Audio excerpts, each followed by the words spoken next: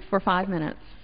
Thank you, Madam Speaker. And I would like to begin my remarks by commending all of the citizens and young students in my congressional district and indeed throughout the country who have worked so hard to raise awareness about Joseph Kony and his brutal crimes. As we can see in this poster, there's Kony, and these are just a few of the photos of so many innocents who have been mutilated by Kony and his thugs. Joseph Kony is a mass murderer whose campaign of violence against innocent civilians spans decades.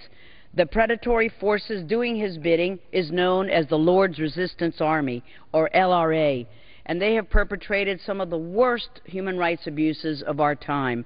Under the direction of Kony, the LRA has murdered, raped, mutilated, and abducted tens of thousands of innocent people, many of whom are children.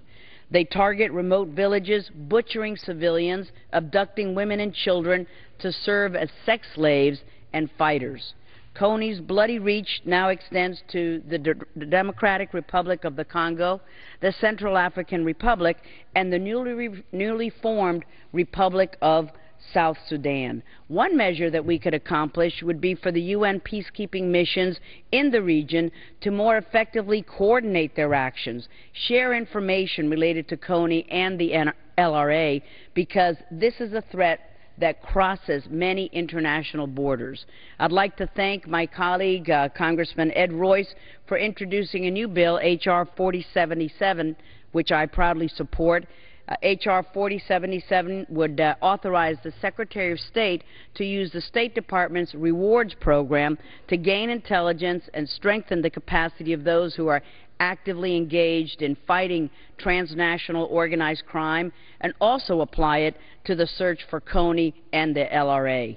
This program has served as a valuable incentive for those with crucial information to come forward and help round up foreign nationals wanted for a range of brutal crimes and activities that threaten regional and global security and stability and U.S. national security interests. It would be an important tool in helping bring Kony and his circle of thugs, the Lord's Resistance Army, to justice. I'd also like to thank Congressman Jim McGovern for introducing House Resolution 583, of which I am also a proud co-sponsor. Mr. McGovern's resolution echoes current law and puts the House on record in strong support of U.S. efforts to counter the Lord's Resistance Army. It urges the President to work closely with Congress to address critical gaps in U.S. strategy and to enhance U.S. support for the regional measures already there to fight the Lord's Resistance Army. As we have seen over the past 25 years, Kony's assault on innocent lives has no limits. Now is the time to help bring Joseph Kony and his fellow criminals to justice. As a nation, let us assure that we have done all that we can to end this ongoing tragedy and hold this evil man accountable for all of his crimes.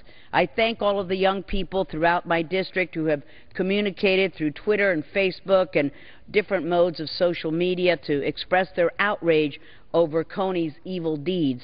But now, let's take action. Let's pass these bills. I thank the Speaker for the time. The Chair recognizes the gentleman from Illinois, Mr. Gutierrez, for 5 minutes.